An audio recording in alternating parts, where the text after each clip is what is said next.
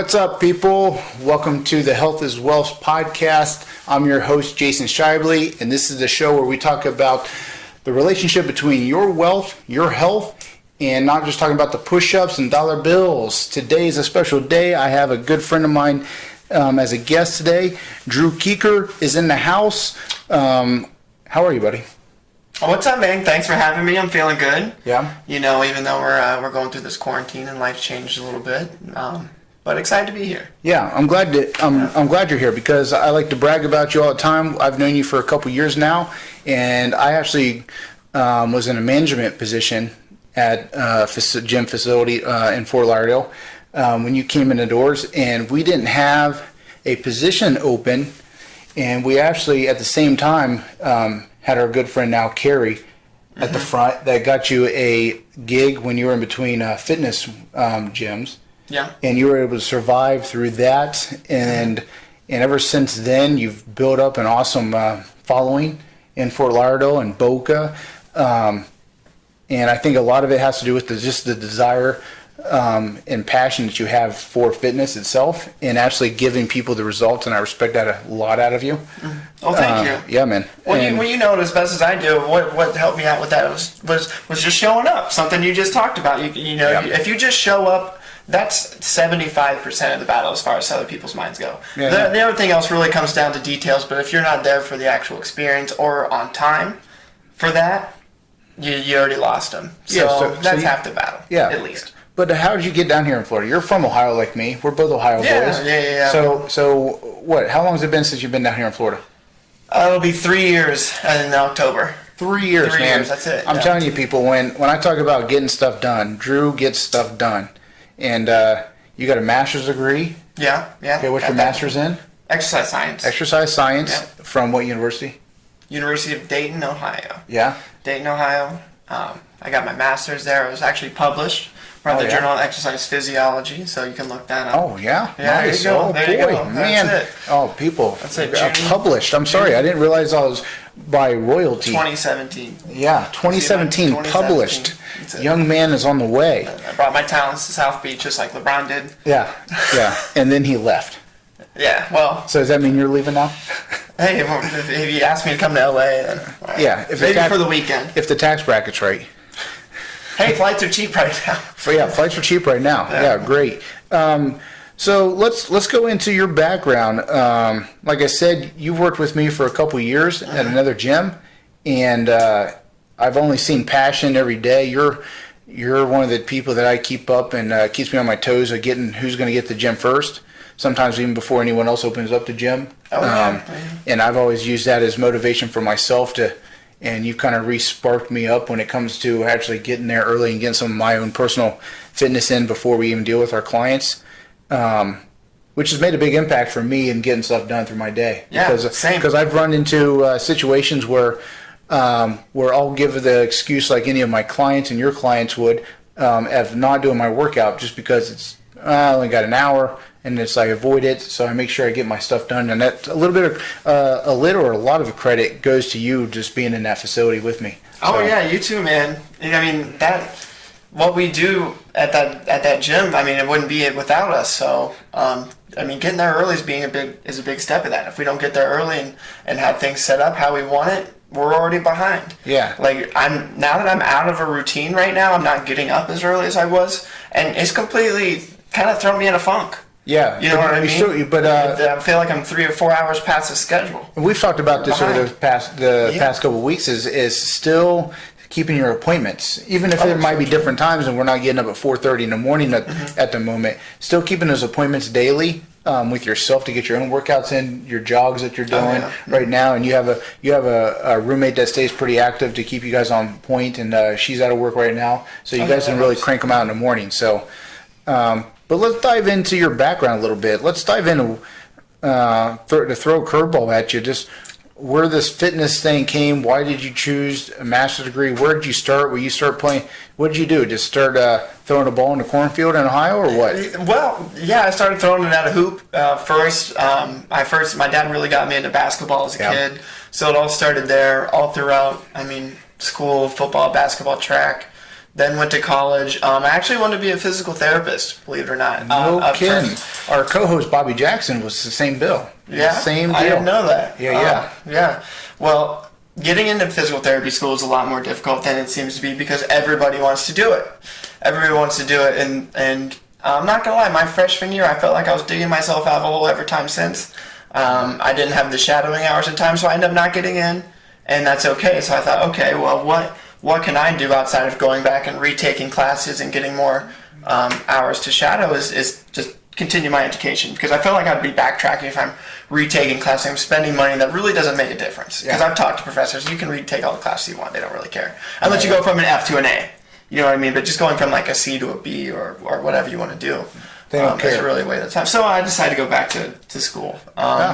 Why I chose Dayton, I don't know. I wanted to get out of Athens, explore a different area of Ohio. Yeah. Be really on my own to kind of test what that was. So you knew from what age that you actually wanted to make a career? I mean, that's a hard thing for a lot of us to figure out. Like, is this really what I want to do? And I had an accounting degree before I even decided to share my passion of fitness for myself with other people. Mm-hmm. And it took some major family health issues for me to go there. Was there anything that happened to you where, was it just the love of basketball and sports and playing? You're like, I don't know anything else to go to school for right now, so I might as well just go for physical therapy and then transfer it into exercise science? Or where did it come from? Where did the urge to actually stay into fitness at such a young age come from? Well, I did suffer a tragedy when I was a teenager at a young age, and resorting to sports and exercise actually helped me out so much mentally. Yeah. And that's what kept me addicted to exercise. Like, I felt I just felt better. I felt better. I mean, you hear this all the time where,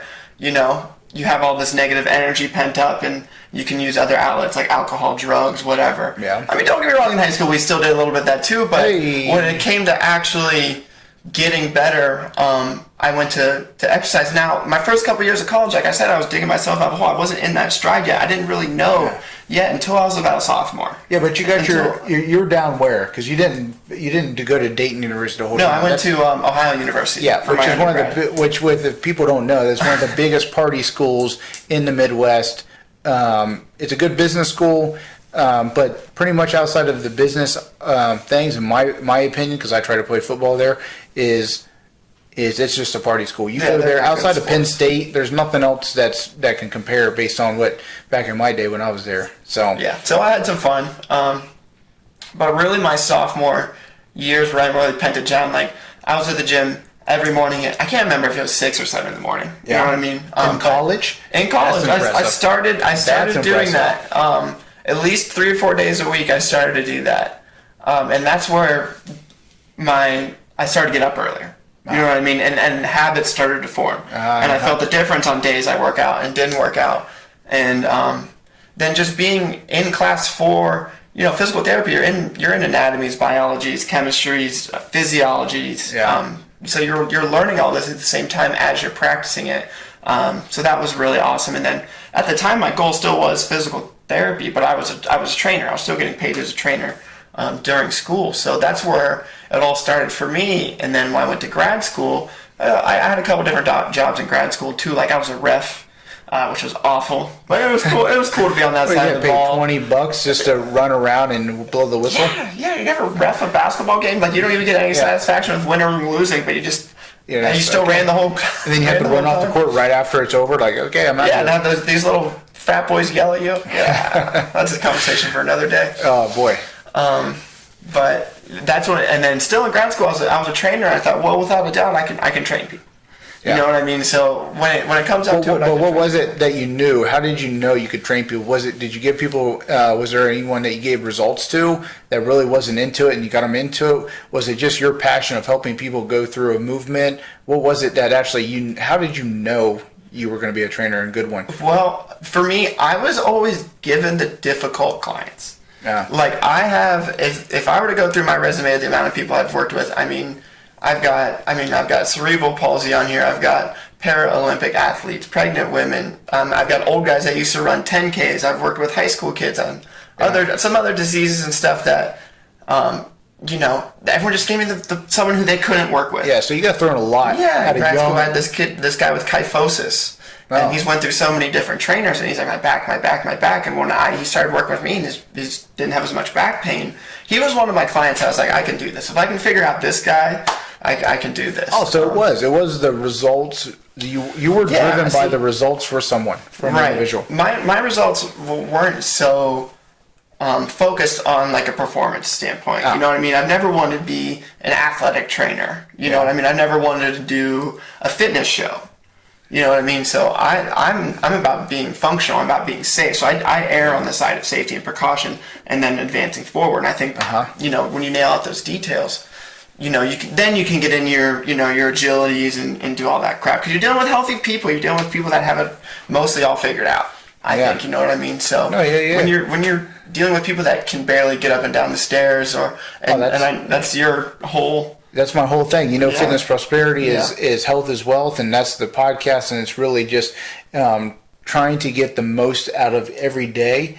And something that I know you believe, and other people that we know in the fitness industry believe, is it's never too late to start. It's just you have to start. And my mentality showing up, and I just learned that really that you're really similar in my goals, as well as in you actually want that result for that person that's crippled in some sort. Right. No, yeah, they are. And I'm not saying crippled as in they're hunched over and thin, but you just gave me an example of someone that was physically in pain, worked with multiple trainers before, wasn't seeing anything, gave a young kid an opportunity while he was still in grad school, and you made a difference in his life, and that had to make a big impact for you going to get your master's, right? Yeah. And we worked together an hour 3 times a week for an hour. Yeah, that's a lot of time with some person. Do you really? He was so Russian I could barely understand him. Oh yeah. So it took me like 3 months of working with this guy to really even know what he was saying. Yeah, because we always talked about that. So like we had a real language barrier. Yeah. You know what I mean? And once we got over that language barrier, we started to develop a relationship. Yeah. You know what I mean? And it went on for the rest of the year then. So until I had to leave. Well, that's so you finally get a master's degree. Yeah. You're out of Dayton. And then where does life take you there? Home. Took me home. Took me home for about 5 months. That much laundry. Yeah. Yeah. Hey mom. I got laundry. Thanks. So was it School was fun. So this was the after graduation gap mentality, or your mom needed some help? I needed a break mentally. Yeah. I was broken down. I was in school. The way I thought about it, which also I think was defeating. I was in school from the time I was in kindergarten until I was 24. Yeah. So that's 20 years of schooling straight. Yeah. Year after year after year. I was like, I don't even know what I want anymore out of life. I feel like I've lived this. So now because I wasn't going back to physical therapy school. Through grad school, I was like, 6 years of college is enough. I'm not going back for 3 more. If I do, it won't be physical therapy. Yeah. Was there ever a money thing that you recognized with the physical therapy, or was it, I've had this conversation with other people, was it there's a lot of paper pushing in physical therapy, not the actual hands-on, unless you're an orthopedic therapist, where you actually get more hands-on experience? Was it, if you didn't get your doctors, you would never actually be, was there any entrepreneur mindset to your decision making to give up on that thing? No, it's just I didn't want to do it anymore. It wasn't appealing to me, because that was just something my parents really wanted me to do. There was someone who I shadowed before even going to college. He was like my idol when I was a little kid. Yeah. So then I watched him be a physical therapist and like this good dad and good person. And I was like, I want to be just like, his name was Lucas. And not the Lucas that you know, a different one. Yeah. But then that's where it kind of started for me. Then I went to school for it. Then I started to enjoy it. And here I am, I guess. Yeah, so 5 months at home. So what the heck did you do? Did you build some hay? Yeah. Hang out in the I did everything lofts? but fitness. You want to hear my I do. That's what we're on the show for, Yeah. My first job, I landscaped a cemetery. So I held a weed whacker, if anyone knows what a weed whacker is, for, several hours a day. Oh, you weren't digging up old graves. No. I was strictly grass duty. That was it. No. I was just the boy. I was the help. The guy that went to OU's on grass duty. What a coincidence. Yeah, I was already published at the time. You were published? I was published before I graduated. Weed whacking funeral homes. Yep, and then I tended bar at this crap hole little dive bar in Dover, Ohio.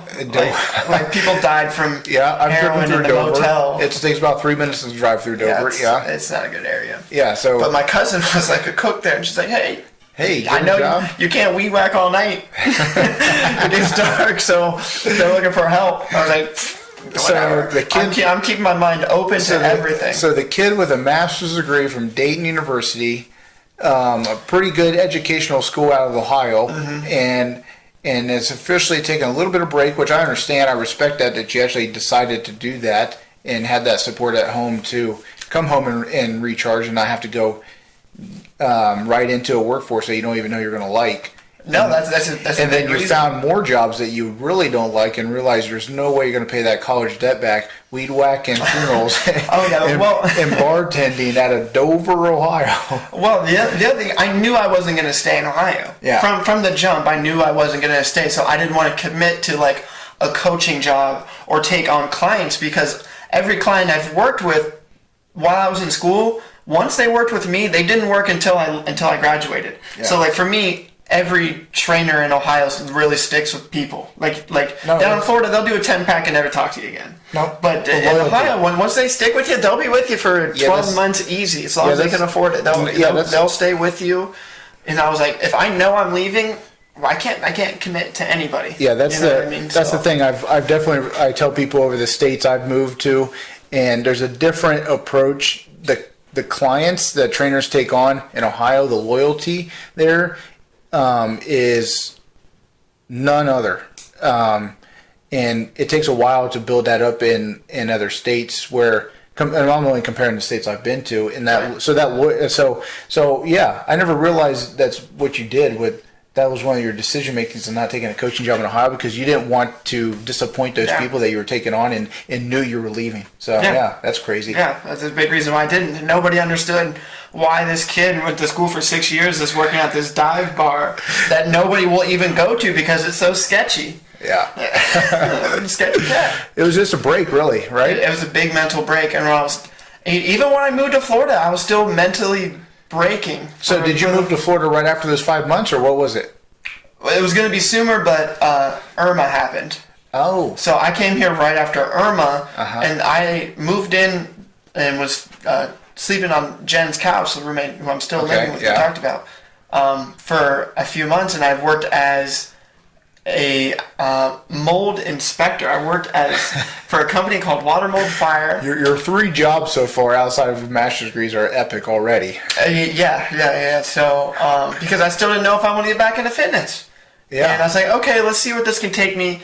And then I realized this job was a lot of stinky, hot homes and cutting out drywall and drying. I was like, nah, this ain't me. Yeah. This isn't me. And that was a big wake-up call. And then I was like, okay. I went to like 10 gyms that next day, and I was like, I just called it quits. And So your first job, fitness job outside of college, was in Florida, where you're at still now. Technically, yeah. Want to hear something? Here's a funny story. Yes. So please. I think I've told you this one before. So you hired me at the gym that we worked at. Yep. That was one of the gyms I walked in that day, and I walked in and I said, "Hey, you guys hiring trainers?" Nope. Okay, all right, thanks, sir. That was a good time. So was that the day I talked to you? No, this was in December. You talked to me in February. Oh, so this was like 3 months later. So they just told you no, they didn't. I walked in, I was like, well, can I see it? Yeah. I literally had to ask them. I was like, well, can I really see the place? I don't like. They didn't. I had to ask them. I was like, do you want my resume? Yeah, that sounds like the gym I know. Yeah. Hey, man. I know it, and it's exactly what would happen if something like that. So you go to 10 places, and literally the next day. So where was the job you got in the fitness? It was called F7. Oh. It was right downtown Fort Lauderdale, right across from the courthouse. Yeah. And honestly, it was a beautiful gym as F7. It was huge. Everything was brand new. Yeah. His wall fitness idea was very skeptic, but it was different. It was cool. I thought, why not? Yeah. Then why can't this? It has tons of bands, TRX, poles. I mean, you can do it all. with it. So in an elevator pitch, what was this scheme of it all? How did they sell a client? If you were walking down the street and you had to tell me about F7, what would you tell them? Oh, if you wanted to gauge every single muscle in your body at once, how would you do it? So you would hang on it'd be like hanging to the wall. Oh. Right? So being on the wall, you're not only engaging your hands, your wrists, your back, your shoulders, your legs, so your abs. Imagine how much calories you can burn doing that for 45 minutes. Yeah. Now you're spending some time off the wall with bands and bars and pulleys and stuff. So you're not doing that the whole time, but that was their big concept. Is one of the most efficient workouts you can do in an hour. That was their biggest thing. And they had a whole turf area, which is very similar to our hit room that we're familiar with. And then they, as well, had a full gym, full facilities, nice big stretching area, and it was beautiful. I thought the concept was great, but I was on the very failing tail end of that business. I was completely misrun, and the location was awful. There's no parking. It's never going to work. So in hindsight, now that you were hired toward the end of their existence. Yeah. Were you part of the in existence? No, I was hired just kind of on the tail end out because, also I was like, okay, I got to get my foot in the door somewhere. These people are going to pay me. Let's see what happens. So I'm guessing that's when February came around, and then you actually get to talk to me. Yeah, exactly. Because I sent an email, and the email actually went to Dan. Oh yeah. And Dan forwarded to you. Yep. I remember looking at the resume. I'm like, okay. Kid's at Ohio. We've done really well with Ohio. So, I mean, heck, look at me. I'm an Ohio boy. I've done great. And great. I've done great. And then you come in the door, and what do? I say, nope, we don't have a job. Yeah, pretty much. But brought me in anyway. I brought you in. You pretty much just put me. We just created a job essentially. You gave up a class. I think Carrie gave up a class. Yeah, I saw potential, and I talked to Carrie. I'm like, and I had full authority to hire anyone I wanted at the time, and I was going through quite a few interviews at that time, and it's just the communication, eye contact. We've had other podcasts where we talk just about presenting yourself properly during the interview process, showing up on time. You did all those things very quickly, and there was no hesitation on just, okay, this kid's got his shit together, and we need to find a spot. And my general manager didn't have any room for you, and I said, okay, well, we got to get this kid something. Carrie, which is now a good mentor for both of us and peer in the fitness industry, I said, we got to get him something. And then the thing that I liked about when you walked in was the complete honesty that you came with the interview. You said, look, I'm at the gym down the street. I know the doors are going to close anytime. Mm-hmm. I'm trying to be proactive. And I'll take, if you know any, and what you said during the interview was, if there's any jobs available that you know of, I'll do it. And I remember, and I remember at the time, Carrie looking for someone, and I just straight out told her during the interview process, hey, is there any more positions available at the restaurant? And then that's when I introduced you to Carrie. And then, and within, I think it was just a couple of days, you had one or two gigs, and you did shadowed a couple classes with me, and was already bar backing. So here again, with a master's degree kid, behind the bar, training for free again, and working behind the bar, not as a bartender, but a bar back, starting all over again. Well, this place was a little classier than the place I was at, so I didn't have the prior training. However, that experience gave me prior knowledge. Yeah. You know what I mean? So it's not like I was a complete dummy back there. I mean, it was a bunch of Jack and Cokes and Bud Lights in Ohio, but down here, I at least understood the process of the service industry and glassware and everything like that, because I had to do it all. So for me, it was just like learning drinks and learning the menu and learning how to talk to these. At this time, you just needed income. You're down here on your own. You didn't want to ask your family for help, which I respect 100%. Never asking for any help, just making it happen. And then you actually get, if I remember right, you actually got a lot of hours there before I could even give you anything at the gym. Really, the gym was just to keep your foot in the door, but really, you were able to make survive, I should say. No, I did. At the restaurant, not even the gym yet. Yeah. And you stuck it out. That was it. Yeah. Yeah, I mean, I remember the day we interviewed, I interviewed with Kevin later that day. Oh, it was the same day? It was in the same day. There was no messing around. Yeah. And the good thing is you lived right there, 5 seconds away from pretty much both facilities. I walked there for a while. Want to hear another funny story? So I was walking there, and I was probably just a couple minutes away, halfway there. And this guy, he's like, "Hey, I'm going to the fisheries. You want to ride?" Sure. Yeah, whatever. It's this real old guy. Long story short, it ends up being Ted Drum. It ends up being the owner. I'm pretty much a nobody at this point. No kidding. He picks me up because he's like, yeah. I was like, I didn't feel threatened by him. You know what I mean? He's just some old guy. Sure, whatever, man. And that was if you had a gun, he didn't have a gun. Yeah. How did he know? Were you guys already on that? I had my shirt on. I had my uniform on. No kidding! Holy crap! So he saw the back, and then that's said, "Hey, I'm going there. You want?" That's funny. You know that Ohio mentality? Yeah, sure. Sure. Yeah. Why not? Oh my God! Hot. I'm sweating. Yeah. Oh my God! That's something else. Yeah. Oh, the damn owner of the restaurant. Yeah, it took me a couple weeks to figure it out, but that's funny. That's funny as heck.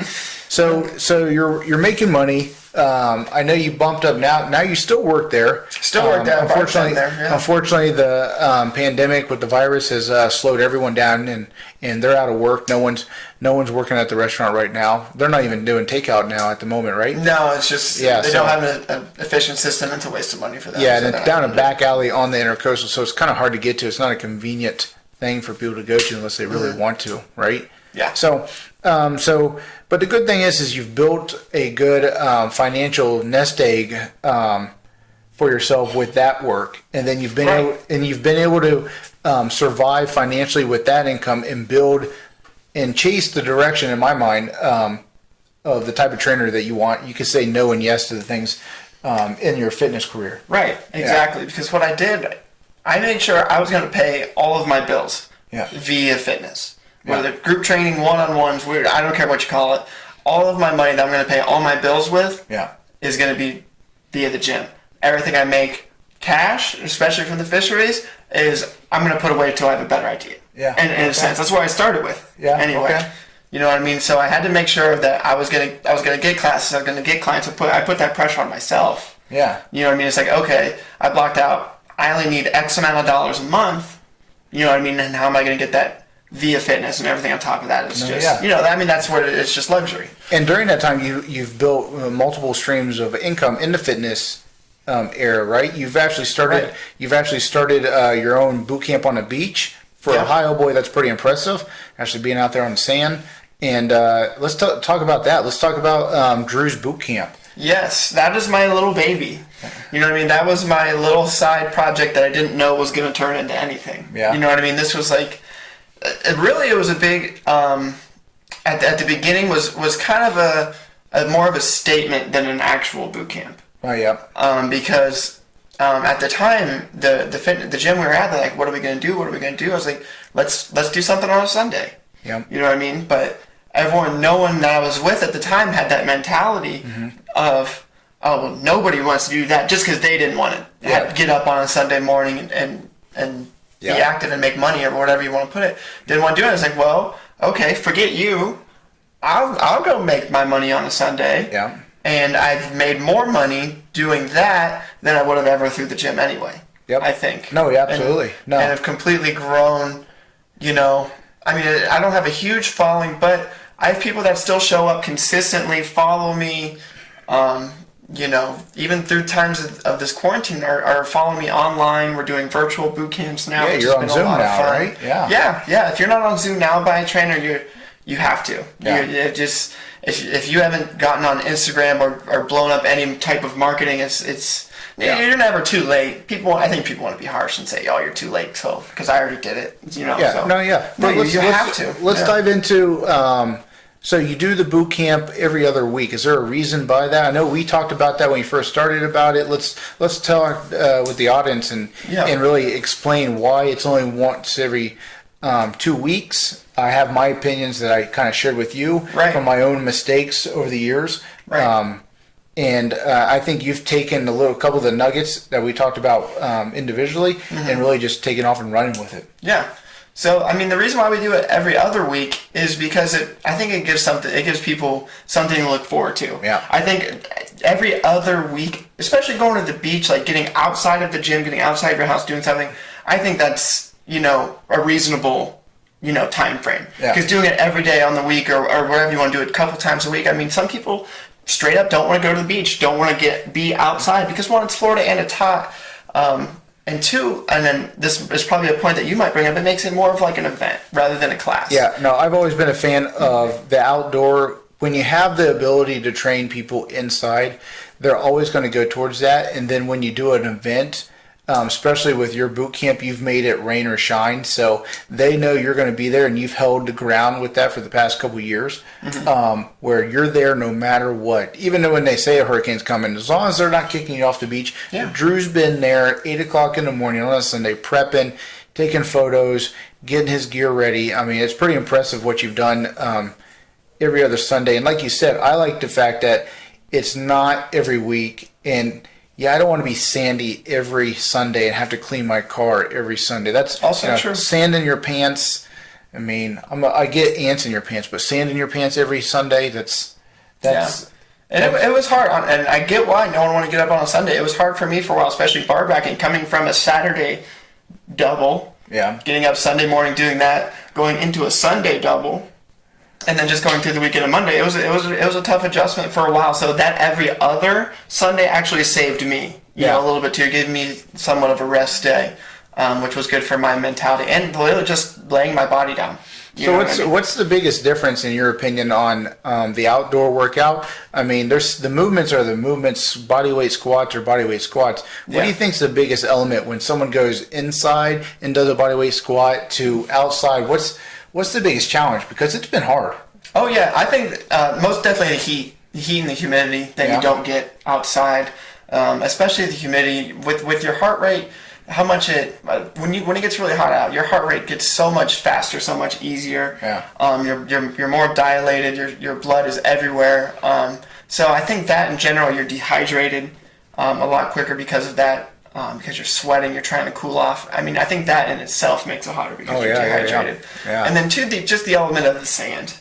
You know what I mean? I mean, why is beach volleyball harder than regular volleyball? It's because you can't move. Yeah. You know what I mean? You got to change your footing completely, tiny little steps instead of the big stride steps that you're just running from a sidewalk to the beach. You literally have to change your stride unless you're young and good knees like you. Where I had a couple good years left. Yeah, couple good years and stuff. But those little tiny steps make the difference versus the big strides. Versus I could go on a treadmill and no problem in a mile, but you make me run a mile, which you have on the beach before, and it feels like death trying to get through that sand sometimes. Yeah, you appreciate the sand. Trust me, it's fun. Yeah. And the biggest thing, the one thing that I've always liked that you do when we're on the beach is you don't even let us touch the water until we're soaking wet, tired, hot. Yeah. And I'm so ready after 20 minutes just to dive in. Yeah, I'm sure you are. Nope. And you'll make us run a couple inches before, and you say, do not touch those waves. You haven't earned it yet, which goes into the whole project you have behind the boot camp. Yeah. And you have your shirt on right now, which people that are listening to the audio might not see it, but it's Project No More. Yes. So explain where the project adds in to your boot camp. Okay. So I wanted to call it a project because, like I've talked about it a little bit ago, it was my project. It's my little baby. It's something that I always want to be working on.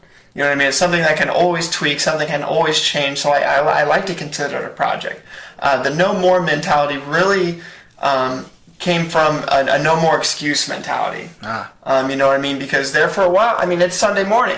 A lot of people make excuses not to show up on a Sunday morning, including myself. Yeah. I've had plenty of times of mornings waking up after working at the restaurant, be like, the alarm's going off at 7 a.m. and just like, I really don't want to do this today, but you just get out of bed and it's like you committed to this. Yeah. You're committed to other people, which makes you accountable. Yeah. So just no more lies that you're telling yourself. No more waiting on doing anything you want to do in life. And you have a whole saying on the back of the shirt, right? I do have a whole saying. Do you know it? Do you know it by heart now? Pretty much. It's no more lies, no more excuses, no more putting it off, no more snooze button, and no more bullshit. Yes. Which is why I went with the logo too. Yes, love it. Yes. Love it. And you sell those shirts as well too. So Yep. Yeah, I got tank tops in now too. Yeah, I think you've automatically, through your story today and through the nuggets I know about you, I think you've built so many different streams of revenue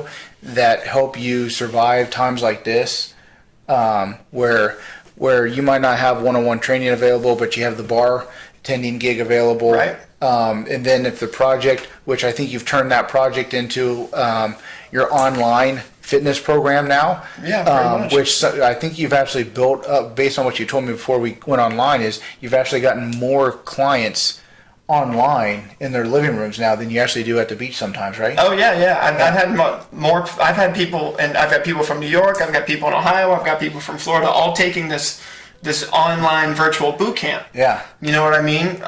And before at the beach, I think the biggest class I've had was 15, 16, but still we can get up to 20. Good. Yeah. It's still big, but I mean, I normally hang around 10 at the beach. So with this, I mean, 2 boot camps in a row, about 15 to 18 people in each. It's been good. You know what I mean? It's easier for everyone to kind of get just from their living room. You know what I mean? Yeah. Whether we're forced to do it this way or not. Now, do you see yourself in the future doing more online training, or are you excited to get back to the one-on-one training? What it really leads into what's next, in your opinion, in the fitness world? Where's things going to change? Because I think there's a lot of things that are going to change in the fitness world.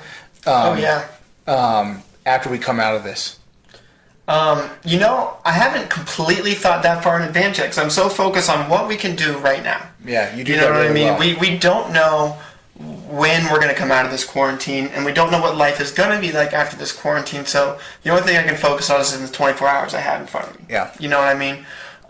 So right now that's just growing my online presence. Yeah. And I think I've done a better job than I have in the past of getting more content, being more active on social media, especially Instagram. Now Facebook, I'm getting a lot better at Facebook. I don't know why that was such a big hump for me. It's about getting on Facebook. But, that's your timeline too. That's Facebook was popping off right when I was getting done with my accounting degree. So that's really in your guys's niche of really knowing how to network with each other on that Facebook thing. And probably was Instagram even around when you were in college? Yeah. So that was like just getting started. But it was just pictures, right? Right. It hasn't developed into what it is now. Yeah, and I think that's a big thing on what helps. I think the biggest thing with social media now during this crisis that we're in is that we're all video based now. Like the things I used to do with just a picture, now people actually get to see the personality. I mean, right now we're on a podcast and get to see a little of both of our personalities and get to know a little bit more about Drew instead of Drew, the guy that makes me do 10 reps. It actually gets the insight. Like I think you're going to find more people actually signing up for fitness programs because they relate to the person that's offering them. Oh, completely. And I think that's going to be a bigger part now than it even was before the crisis. Yeah. Is I want to make sure I like the personality I'm training with before I even start training with them. And that's where right now it's for us trainers to take the opportunity to actually get people to know who we are as people and what we're really about. And that no more excuse is a big reason why I think you are so successful in just the past couple of years, because you take that approach to everything. And really, now that you've said it out loud, you do have this 24-hour, you plan ahead with things and you plan your week ahead very well. But I think that mentality that you have is, okay, what's going on in the next 24 hours? I'm only worried about that. Let's get that done. And you don't process things as much. And I think that benefits you right now. It just breeds into the next thing. Yeah. You know, and that's what it is. Yeah, naturally you're just going to have so many different revenues of content and revenues of financial streams coming in at you. You're not even going to know what to do. When you get overwhelmed, that's when you get to hire an assistant and things like that. Say, hey, look, I just need someone to control my damn emails. Yeah, let's hope. I hope I get to that level someday. No, soon. Yeah. Soon, man. Yeah. So let's break this down. Drew, this has been fun. And I can't wait to do another one with you. But let everyone know where they can find your boot camp, social media-wise, and where they can find you in Fort Lauderdale if they want to train with you. How do they find you? Well, first you can find me on Instagram and Facebook. Instagram, that's going to be Drew's Beach Camp, at Drew's Beach Camp. And on Facebook, at Drew's Fit Camp. Actually, I got to get those the same, but Facebook wouldn't let me do it last time. I don't know why. Yeah. But it's Drew's Fit Camp. You can follow me on my personal pages too, just Drew Kuecher, if you can find me there. In Fort Lauderdale, I'll go anywhere in Fort Lauderdale. You can find me whether right now at Upload Fitness or up in Boca at City Row, which we haven't really touched on yet. Yeah. We can save that for another time. But anywhere, anytime. You want my email, phone number, I'll give it to you. So that's what I'm here for, is to make those connections and help you grow not only as a person, whether that's mentally, physically, whatever it is, man. Yeah. It's got to be positive, especially in this time of negativity. Yeah, absolutely. And especially right now. So don't forget to reach out to Drew. He's my man. He'll go anywhere, like he says, and he's ready all the time. All he needs is 12 hours, not even 24, 12 hours. All right, guys, we'll catch you on the next episode. Ladies and gentlemen, thank you so much for watching or listening to today's episode. We'd love if you leave a comment down below. Don't forget to give us a 5-star review, like us, share us, and follow all the guests from today's episode. And remember, if it was easy, it'd be damn cheesy.